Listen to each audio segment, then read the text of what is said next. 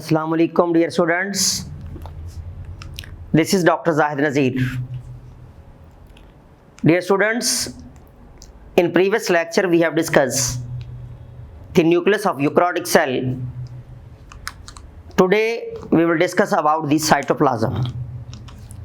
Dear students, जैसा कि आप जानते हैं, in case of the eukaryotic cell, the region from cell membrane, this is called cell membrane, or we can say that plasma membrane, and this is called nucleus. अब nucleus और cytoplasm के दरमियान ये जितना भी रीजन है, इस reason को हम नाम देते हैं न्यूक्लियस और सेल मेम्ब्रेन के दरमियान जितना भी रीजन है, दैट इज कॉल्ड साइटोप्लाज्म. क्या नाम दिया जाता है? इसे हम नाम देते हैं साइटोप्लाज्म. तो आप ये बताएंगे definition wise the region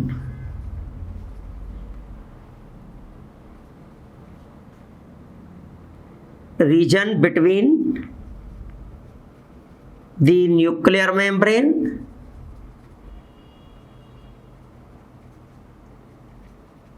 and cell membrane, or we can say that plasma membrane. In the eukaryotic cell, that is called cytoplasm. वो रीजन, वो एरिया जो कहां पर मौजूद है? In between the nuclear membrane, this nuclear membrane, and to the cell membrane, that is called cytoplasm. और cytoplasm को अगर हम देखें तो साइटोप्लाज्म के दो कंपोनेंट्स होते हैं. साइटोप्लाज्म जो है वो दो कंपोनेंट्स पर बेस करता है. एक है साइटोसोल और दूसरा है सेल ऑर्गेनेल्स. एक हम नाम देते हैं साइटोसोल और दूसरा है सेल ऑर्गेनेल्स. क्या नाम देते हैं? Cell organelles. And the second one is, और we can say that cytosol. अब याद रखिएगा, साइटोसोल एक जेली लाइक फ्लूइड है. It is a jelly like solution, or we can say that fluid. Okay, contains, इसमें क्या क्या होता है? Amino acids. इसमें मौजूद होते हैं फैटी एसिड्स. इसमें मौजूद होते हैं ग्लूकोज. इसमें मौजूद होते हैं ions, salts, as well as water. और ये एक ऐसा जेली लाइक फ्लूइड है जिसमें साइटोप्लाज्मिक ऑर्गेनेल्स फ्लोट करते हैं. और we can say that the organelles are immersed in cytosol. कहाँ होते हैं ये? साइटोसोल के अंदर इमर्स्ड होते हैं. इसमें क्या क्या है? ग्लूकोज है, आयंस हैं, सॉल्ट्स हैं, वाटर है, अमीनो एसिड है, फैटी एसिड्स हैं. ये एक जेली लाइक फ्लूइड है. कहाँ पर मौजूद है? सेल के साइटोप्लाज्म में, जिसके अंदर याद रखिएगा डिफरेंट टाइप के सेल ऑर्गेनेल्स मौजूद होते हैं. क्या मौजूद होते हैं? Cell organelles.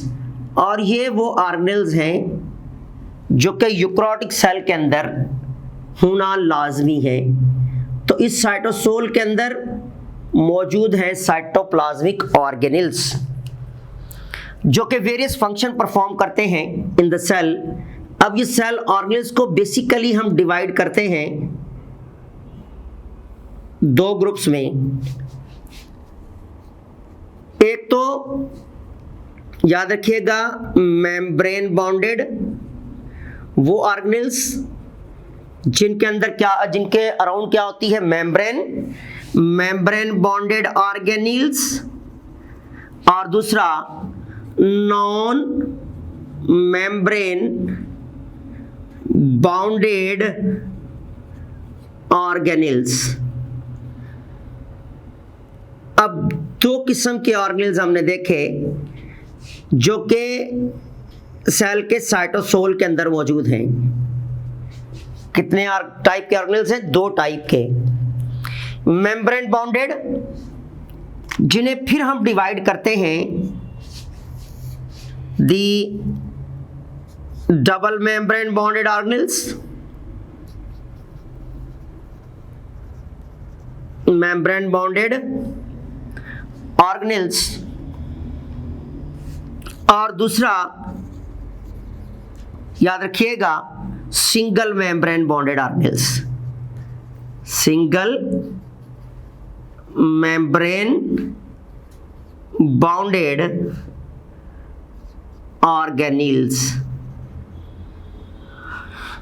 तो जो डबल मेम्ब्रेन बाउंड के साथ हैं, जिनके पास दो मेम्ब्रेन्स होती हैं, याद रखिएगा उनमें हमारे यूकैरियोटिक सेल में नंबर 1 इज माइटोकॉन्ड्रिया,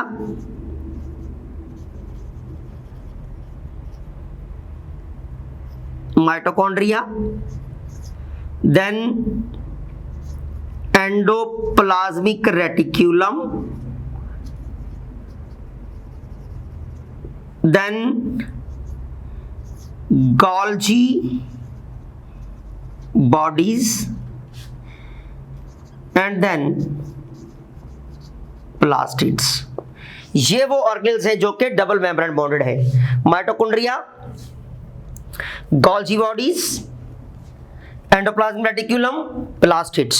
लेकिन जब हम बात करते हैं सिंगल मेम्ब्रेन बॉन्डेड ऑर्गेनेल्स की, तो याद रखिएगा हमारे पास peroxisomes, glyoxysomes, then lysosomes, then cytoskeleton and storage vacuole in case of plants. Okay, ये हमारे पास सिंगल मेम्ब्रेन बॉन्डेड हैं। पीछे ये हमने देखा डबल मेम्ब्रेन बॉन्डेड, और ये सिंगल मेम्ब्रेन बॉन्डेड ऑर्गेनेल्स हैं जो कि सेल के साइटोप्लाज्म के अंदर मौजूद होते हैं।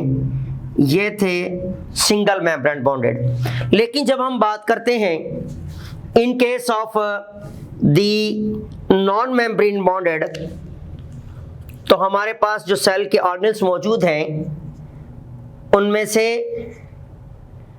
The centriole and the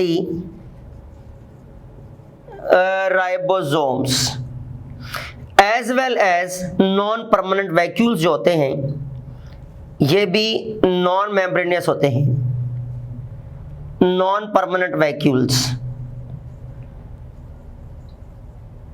they are also called as the non membranous. तो ये हमारे पास सेल के साइटोप्लाज्म के अंदर मौजूद जो सेल ऑर्गेनेल्स हैं उनकी क्लासिफिकेशन थी। याद रखिएगा ये आपके एंट्री टेस्ट के हवाले से, आपके एमकेट के हवाले से, इन मेडिकल एंट्री टेस्ट के हवाले से मोस्ट इंपॉर्टेंट क्लासिफिकेशन है। इसमें आपसे पूछा जा सकता है कि वो कौन से सेल ऑर्गेनेल्स हैं। आपको नंबर ऑफ ऑर्गेनेल्स की एग्जांपल दे दें और आपसे पूछा जाए कि सिंगल मेम्ब्रेन बॉन्डेड ऑर्गेनेल कौन से साइटोप्लाज्म के, तो आपको वो क्लासिफिकेशन याद होगी, तो आप आसानी से उसे डिटेक्ट कर सकते हैं। और अगर आपसे पूछ लिया जाए कि नॉन मेम्ब्रेन बॉन्डेड कौन से हैं, तो तब भी आप क्लासिफिकेशन याद रखेंगे तो आप इसको आसानी से डिटेक्ट कर सकते हैं और आपका आंसर जो है वो कंप्लीट हो सकता है।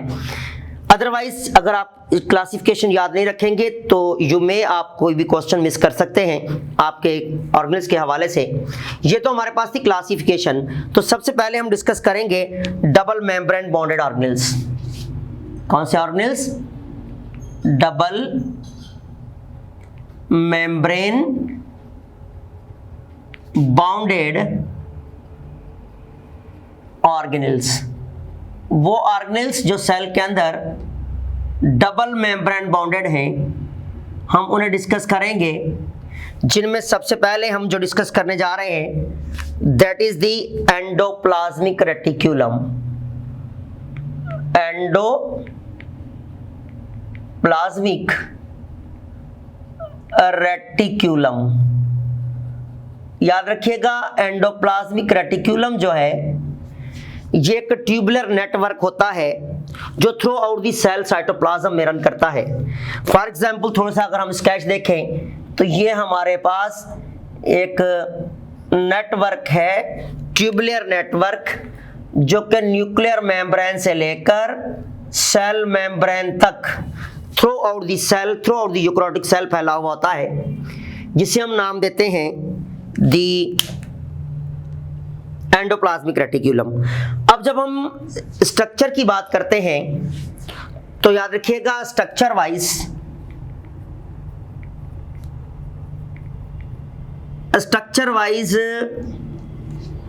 इसे हम कहते हैं tubular network of lipoprotein. Tubular network of lipoproteins. It means हमें यह पता चल गया कि ये ट्यूबुलर नेटवर्क है एज वेल एज इसकी कंपोजिशन वाइज ये लिपिड्स एंड प्रोटीन पर बेस करने वाला एक नेटवर्क है जो कि throughout the cell cytoplasm पाया जाता है। अब अगर हम देखें in case of the types, तो याद रखिएगा एंडोप्लाज्मिक रेटिक्यूलम की दो टाइप्स होती हैं। How many types are there? 2 types. इन 2 टाइप्स में से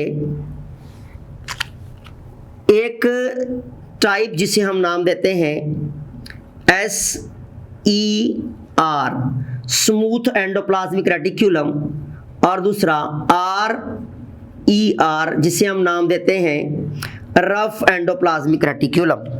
क्या नाम दे रहे हैं? स्मूथ नाम दे रहे हैं, और दूसरा क्या नाम दे रहे हैं? रफ। स्मूथ एंडोप्लाज्मिक रेटिक्यूलम, ये हमारे पास रफ एंडोप्लाज्मिक रेटिक्यूलम। ओके, तो smooth endoplasmic reticulum as well as rough. याद रखिएगा जब हम स्मूथ एंडोप्लाज्मिक रेटिक्यूलम की बात करते हैं तो ये ऐसी ट्यूबुलर स्ट्रक्चर, ये ऐसे याद रखिएगा एंडोप्लाज्मिक रेटिक्यूलम होते हैं जिनके ऊपर किसी किस्म की कोई भी राइबोसोम्स या कोई भी ग्रेन्यूल नहीं होता। याद रखिएगा इसे हम नाम देते हैं अग्रेन्यूलेटेड।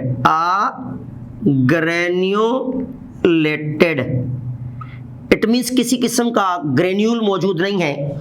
इनकी सरफेस स्मूथ होती है, इनके ऊपर किसी भी किस्म के कोई भी राइबोसोम नहीं लगे होते, इसलिए इन्हें एक नाम देते हैं स्मूथ ER। अब ये याद रखिएगा कहां पाए जाते हैं? दे आर मोस्टली, वैसे तो ऑल यूकैरियोटिक सेल में है, लेकिन जो इनकी मिकदार सबसे ज्यादा है फाउंड इन एडिपोज सेल्स यानी fat storing cells, as well as interstitial sales,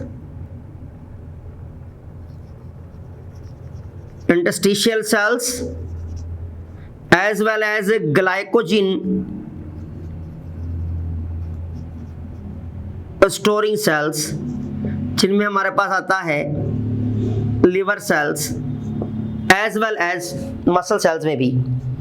तो याद रखिएगा जहां पर ग्लाइकोजन स्टोरिंग होती है, जहां लिपिड स्टोर होते हैं, वहां पर जो है वो ज्यादा कंसंट्रेशन कहां होती है, स्मूथ एंडोप्लाज्मिक रेटिकुलम की, वो एडिपोज सेल्स में, इंटरस्टिशियल सेल में एंड ग्लाइकोजन स्टोरिंग सेल्स के अंदर सबसे ज्यादा मिकदार होगी। लेकिन इसलिए दूसरे लफ्जों में कह सकते हैं लिपिड प्रोड्यूसिंग सेल्स में कहां होगी, लिपिड प्रोड्यूसिंग सेल्स के अंदर भी याद रखिएगा जो हाई कंसंट्रेशन होगी वो किसकी होगी, ज्यादा मिकदार वो स्मूथ की होगी। रफ भी होंगे लेकिन स्मूथ की मिकदार इनके सेल साइटोप्लाज्म में, ग्लाइकोजन स्टोरिंग सेल के, एडिपोज सेल्स के, इंटरस्टिशियल सेल्स के और लिपिड प्रोड्यूसिंग सेल्स के साइटोप्लाज्म में स्मूथ की कंसंट्रेशन ज्यादा होती है, ये विदाउट एनी ग्रेन्यूल होते हैं। इसी तरह जब हम बात करते हैं रफ की, रफ एंडोप्लाज्मिक रेटिकुलम, तो बेटा याद रखिएगा रफ एंडोप्लाज्मिक रेटिकुलम ये जो ट्यूबुलर नेटवर्क डबल मेम्ब्रेनियस, वो तो हम पीछे बात कर चुके हैं क्योंकि हम डिस्कस ही डबल मेम्ब्रेनियस को कर रहे हैं। तो इनके ऊपर क्या होते हैं, राइबोसोम्स होते हैं। क्या लगे होते हैं, ग्रेन्यूल्स इसलिए कहा जाता है इन्हें, ग्रेन्युलेटेड कहा ही इस वजह से जाता है कि इनकी सरफेस के ऊपर क्या मौजूद है, इनके ऊपर राइबोसोम्स मौजूद हैं। That's why they are also called as ग्रेन्युलेटेड।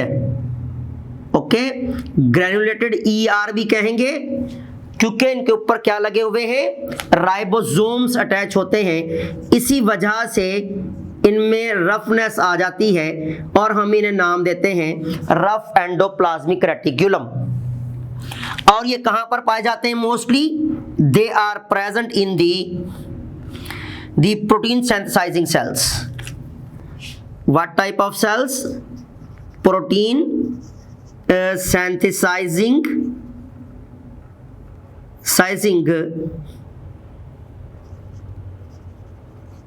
Sales, वो सेल्स जिनके अंदर ज्यादातर प्रोटीन सिंथेसाइज होती है, चाहे वो एंजाइम की फॉर्म में हो, हार्मोन्स की फॉर्म में हो या अदर प्रोटीन की फॉर्म में हो। इसलिए मोस्टली ये हमारे जो ग्लैंड सेल्स होते हैं उसमें पाए जाते हैं, जैसा कि हमारे पास सलाइवरी ग्लैंड्स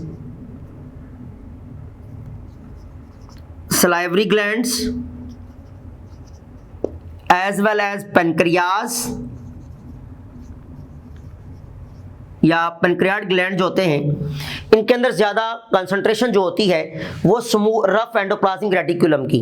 क्यों? क्योंकि ये आपको पता होना चाहिए, सलाइवरी ग्लैंड्स, सलाइवा के अंदर क्या होते हैं, एंजाइम्स, ये एंजाइम और enzymes are also proteins. Pancreatic जो ग्लैंड है हमारे पास, पेनक्रियाज जिसे हम कहते हैं, ये एंजाइम प्लस हार्मोन्स रिलीज करते हैं।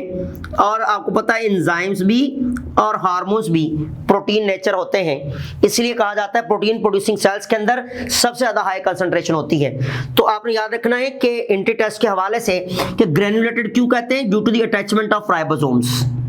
और ये मोस्टली प्रोटीन सिंथेसाइजिंग सेल में होंगे, और जिसमें हमारे पास salivary gland and pancreas and other body glands जो के प्रोटीन्स यानी proteins in the form of hormones और डिफरेंट अदर प्रोटीन्स या फिर in the form of enzyme produce करते हैं।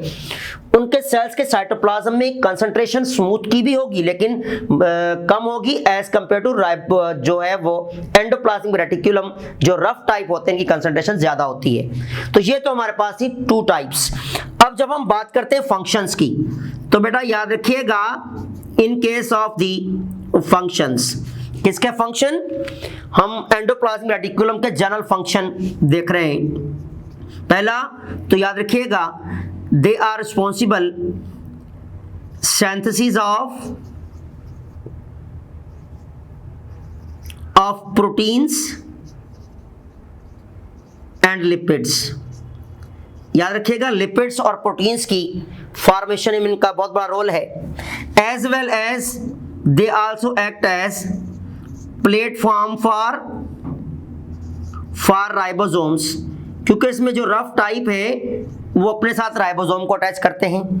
एज वेल एज इनका काम है दी डिटॉक्सिफिकेशन। याद रखिएगा जो डिटॉक्सिफिकेशन का काम है, डिटॉक्सिफिकेशन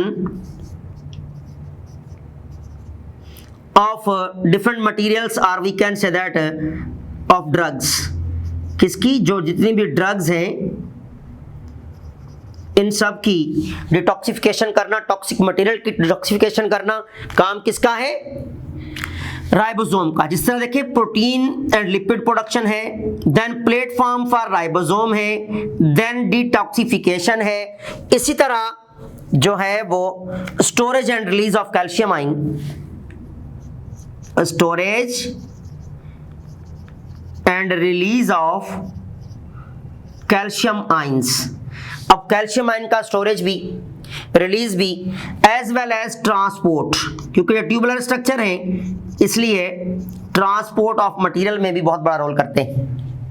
तो हमने फंक्शन वाइज देखा कि protein and lipid synthesis, platform for ribosome, detoxification, storage and release of calcium ion, as well as transport of different material like proteins, enzymes and different other materials in the cell cytoplasm is the responsibility of endoplasmic reticulum। तो याद रखना कि detoxification major काम है, और as well as formation of membranes, as well as formation of membranes और other organelles. जिस तरह अगर हम थोड़ा सा एंडोप्लाज्मिक रेटिक्यूलम के बारे में आपको बताता जाऊं कि एंडोप्लाज्मिक रेटिक्यूलम जो है ये अराइज होते हैं मेम्ब्रेन से, और एंडोप्लाज्मिक रेटिक्यूलम से अराइज होते हैं गोल्जी बॉडीज। क्या अराइज होता है, गोल्जी, और गोल्जी बॉडी से अगर तो एनिमल सेल है तो लाइसोसोम, और अगर प्लांट सेल है तो वैक्यूल। तो ये थे एंडोप्लाज्मिक रेटिक्यूलम, ये है गोल्जी बॉडीज, ये है वैक्यूल, और ये है lysosomes. It is in case of animals and it is in case of plants. तो इस तरह ओरिजिनेशन जो होती है, मेम्ब्रेन फॉर्मेशन जो होती है, नए ऑर्गेनेल्स बनते हैं, वो उसमें भी एंडोप्लाज्मिक रेटिक्यूलम का रोल है। तो ये हमारे पास फ्यू इंपॉर्टेंट फंक्शंस थे जो आपके एमकेट के हवाले से मोस्ट इंपॉर्टेंट हैं, और इसमें से आपके क्वेश्चनिंग की जा सकती है आपसे। देन नेक्स्ट वन हमारे पास जो ऑर्गेनेल है दैट इज द माइटोकॉन्ड्रिया। अब हम डबल मेम्ब्रेन में फर्स्ट वन पढ़ चुके हैं, that is endoplasmic reticulum, and then the second one that is called mitochondria.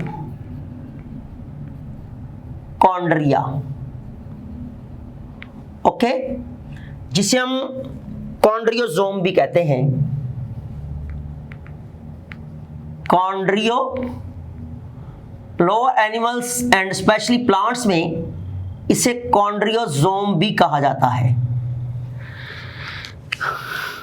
Okay, अब ये कॉन्ड्रियोसोम अगर हम इसे स्ट्रक्चर वाइज देखें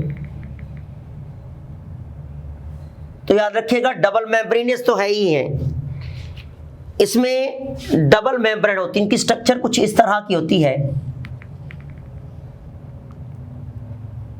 इसके अंदर डबल मेम्ब्रेन्स होती हैं। क्या होती हैं बेटा, डबल मेम्ब्रेन्स। और जो इनर मेम्ब्रेन होती है that is called the cristae. अब ये रॉड लाइक होते हैं। ओके, इनकी जो इनर मेम्ब्रेन है उन्हें हम नाम देते हैं क्रिस्टी। क्या नाम देते हैं, इनर मेम्ब्रेन को क्रिस्टाई का नाम देते हैं। रॉड लाइक होते हैं, प्लांट्स एंड एनिमल्स दोनों सेल्स में होंगे। बल्कि हम ये कह सकते हैं कि ऑल यूकैरियोटिक सेल्स के अंदर, मोस्ट ऑफ यूकैरियोटिक सेल्स के अंदर अबाउट या except few cells mitochondria all eukaryotic cells के अंदर मौजूद होते हैं। स्ट्रक्चर वाइज रॉड लाइक है। इनर मेम्ब्रेन को क्रिस्टाई कहा जाता है, और इसकी क्रिस्टाई जो होती हैं it is filled with the fluid that is called matrix, और इस मैट्रिक्स के अंदर मौजूद होते हैं एंजाइम्स जिन्हें हम नाम देते हैं hydrolytic enzymes. This is called matrix, और it is filled with the enzymes. अब क्रिस्टाई के अंदर क्या होते हैं? एंजाइम्स मौजूद होते हैं। इसी मैट्रिक्स के अंदर क्या है? हमने देखा अभी अभी के एंजाइम्स मौजूद होते हैं। ये एंजाइम्स, अब हमने देखा इसकी स्ट्रक्चर, और may be one and may be more than one in each cell. लाजमी नहीं कि एक ही हो, एक से ज्यादा भी होते हैं माइटोकॉन्ड्रिया किसी भी सेल के अंदर, यह आपने याद रखना है। और देन दी फंक्शन अगर हम देखें तो फंक्शन वाइज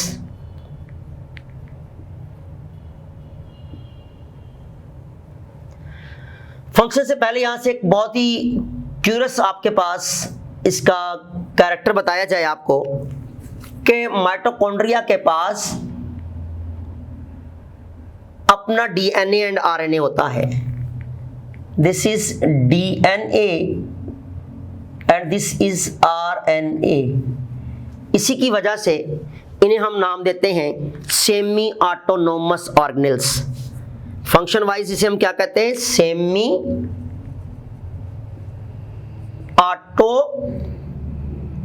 ऑटोनोमस ऑर्गेनेल का नाम देते हैं।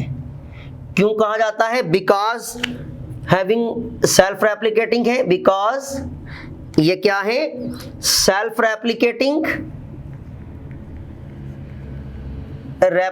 है एंड इनके पास ऑन डीएनए एंड आरएनए होता है, इसलिए इन्हें हम नाम देते हैं semi autonomous organelles of the eukaryotic cell cytoplasm. Because they have enzyme, that's why it is the site of cellular respiration। तो याद रखिएगा सेलुलर रिस्पायरेशन की साइट है। इट मीन्स यहाँ पर एरोबिक रिस्पायरेशन होती है। कौन सी respiration? That is the aerobic respiration. और इसी रेस्पिरेशन की वजह से आपको पता है रेस्पिरेशन इज ऑक्सीडेशन प्रोसेस और रिजल्ट में बनती है एटीपी एनर्जी। तो so it is also called power house of cell. तो याद रखिएगा अगर आपसे पूछ लिया जाए कि पावर हाउस जो है वो हमारे सेल का कौन है, तो याद रखिएगा दैट इज दी माइटोकॉन्ड्रिया। इसे हम नाम देते हैं power house of cell. Okay, aerobic respiration की साइट है, सेल्फ रेप्लिकेटिंग है ऑन डीएनए एंड आरएनए की वजह से, इसलिए ऑटोनोमस ऑर्गेनेल का नाम देते हैं। अब इसमें जब एरोबिक रिस्पायरेशन होती है तो याद रखिएगा जो ग्लूकोज है in presence of oxygen it will be breaks up into the carbon dioxide plus water and plus ATP. इसी एटीपी की वजह से इसे एनर्जी करेंसी का नाम देते हैं। इसी एटीपी की वजह से इन्हें पावर हाउस कहा जाता है कि सेल के अंदर जो एनर्जी रिक्वायर्ड होती है, जो एटीपीज रिक्वायर्ड होती हैं, वो कौन देता है? वो देता है माइटोकॉन्ड्रिया, इसलिए इसको पावर हाउस ऑफ सेल का नाम भी देते हैं। तो ये हमारे पास इक्वेशन थी for what? For aerobic respiration. तो एरोबिक रिस्पायरेशन में ग्लूकोज टूटा, किसमें? Water, carbon dioxide and ATP, जिसको एनर्जी करेंसी का नाम देते हैं। तो ये तो हमारे पास थी माइटोकॉन्ड्रिया के बारे में इंफॉर्मेशन। लेकिन एक आपको इंफॉर्मेटिव बात बताता जाऊं कि जितना भी याद रखिएगा कोई भी individual, special in case of human being अगर हम बात करें तो इंडिविजुअल receives mitochondria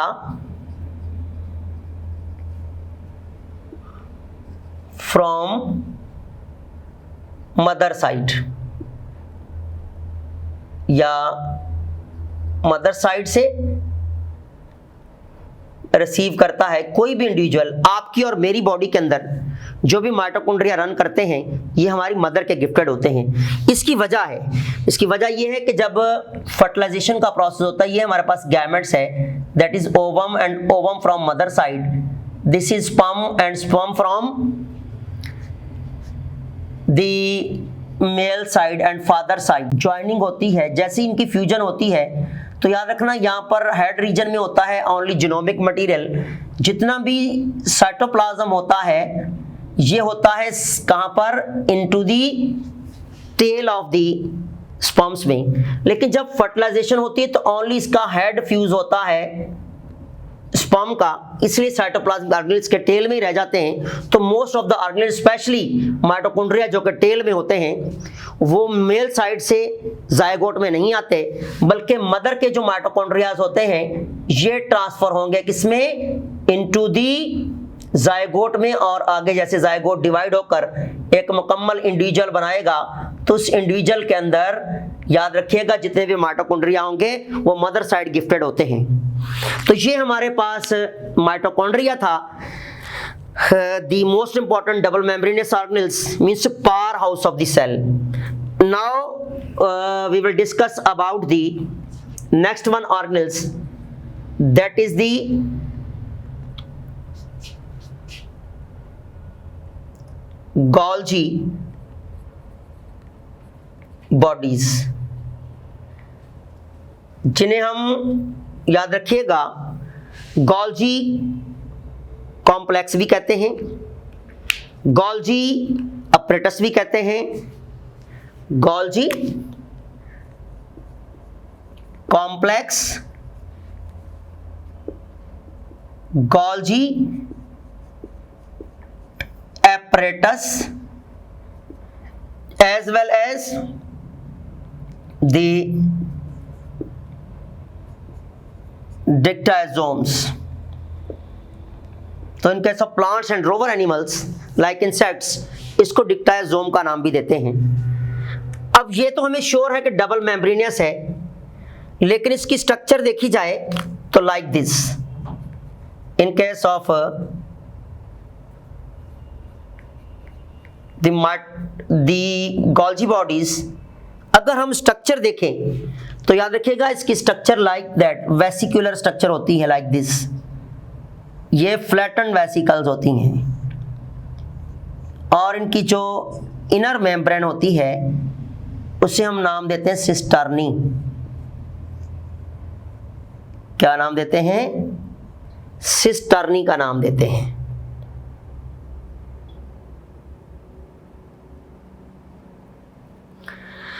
तो याद रखिएगा in case of the structure it is the vesicular structure है, इसकी वेसिकल्स होती हैं, vesicular flattened vesicular flattened structures हैं, और we can say that tubule हैं, ट्यूबुलर हैं, tubular structures are tubules, tube like. ठीक है, वेसिकुलर है, फ्लैटेंड है, और इनर मेम्ब्रेन कॉल्ड, इनकी जो इनर मेम्ब्रेन होती है उसे हम नाम देते हैं सिस्टर्नी। क्या नाम दिया जाता है, सिस्टर्नी का नाम दिया जाता है। फ्लैटेंड वेसिकल हैं, ऑरिजिनेट कहाँ से हो रही हैं, एंडोप्लाज्मिक रेटिक्यूलम से, और ट्यूबुलर स्ट्रक्चर है, फ्लैटेंड वेसिकल हैं, लेकिन राइबोसोम नहीं होते इनके ऊपर। और अगर हम इसके फंक्शन वाइज देखें तो याद रखिएगा in case of the functions, इनका काम storage, finishing, as well as modification and shipping of material। लेकिन कौन सा मटेरियल, जो मटेरियल ट्रांसपोर्ट किया था एंडोप्लाज्मिक रेटिक्यूलम में ने जो ट्रांसपोर्ट किया था उसे स्टोर करना, उसकी फिनिशिंग करना, उसमें मॉडिफिकेशन लेकर आना, देन शिपमेंट करना, भेजना, यानी कि सीक्रेशन करना। क्या करना, सीक्रेशन। तो याद रखिएगा सेल के अंदर जितनी भी मॉडिफिकेशन होती हैं मटेरियल्स की वो कहाँ होंगी, इनसाइड दिस कप लाइक जो इनर वेसिकल्स होती हैं इन दी गोल्जी बॉडीज, इसके अंदर मॉडिफिकेशन होती है, मटेरियल आते हैं, वेरी मॉडिफिकेशन होती है, चेंजेस होती हैं, रैपरिंग होती है, एट दैट ट्रांस के लिए जो है वो शिपिंग के लिए नेक्स्ट साइड से ये निकलते हैं और सेल के वेरियस जो है वो ऑर्गेनेल्स के पास या सेल के साइटोप्लाज्म में डिस्ट्रीब्यूट होते हैं। तो याद रखना सेल के अंदर जो सेलुलर सिक्रेशन है that is the responsibility of the Golgi bodies. इसलिए याद रखना कि इन केस ऑफ प्लांट्स जो डिक्टायोजोम है दे secret polysaccharides as cell wall plate material. You know very well cell wall plate material जिसे कहा जाता है, जिसे हम नाम देते हैं सेलुलोज का, वो कौन से पॉलीसैकेराइड होते हैं, cellulose. In case of plants cellulose की सीक्रेशन कौन करता है, गोल्जी बॉडीज करती हैं, और सेल वॉल बनने का सिलसिला गोल्जी बॉडीज की जो सिक्रेशन है वहां से होता है। जितने भी मटेरियल हमने क्या फंक्शन वाइज पढ़ा, उनको रिसीव करना, स्टोर करना, फिनिशिंग करना, मॉडिफिकेशन करना एंड शिपमेंट करना, मींस भेजना, सीक्रेट करना, निकालना, that is the function of Golgi bodies. और ये सेल वॉल प्लेट मटेरियल भी इन केस ऑफ एनिमल सीक्रेट करते हैं। इसलिए याद रखिएगा कि हम गोल्जी बॉडीज को क्या नाम देते हैं, सेल सीक्रेटरी ऑर्गेनेल्स का नाम देते हैं, सेल सीक्रेटरी ऑर्गेनेल। अगर आपसे इंट्री टेस्ट में क्वेश्चन कर लिया जाए कि सेल सीक्रेटरी ऑर्गेनेल्स कौन सा है, तो आपका जवाब आना चाहिए, अगर गोल्जी बॉडीज लिखा है तो आप गोल्जी बॉडी पर टिक करेंगे, गोल्जी प्लेटस लिखा है तो इस पर टिक करेंगे, गोल्जी कॉम्प्लेक्स लिखा है तो इस पर टिक करेंगे, या डिक्टायोसोम लिखा तो आप इस पर टिक करेंगे। ये हमारे पास थी description about the as a double membrane bonded organelles Golgi bodies की। याद रखिएगा, पीछे मैं आपको बता भी चुका हूं शायद, याद रखना गैमिलो गोल्जी नामी साइंटिस्ट ने सबसे पहले इसे डिस्कवर किया था यूकैरियोटिक सेल में, इसलिए उसने इस ऑर्गेनेल का नाम अपने ही नाम पे रख दिया, Golgi apparatus। So in the next lecture inshallah we will discuss about the plastids, that is also membrane bonded organelles and other single membrane bonded organelles. Thanks.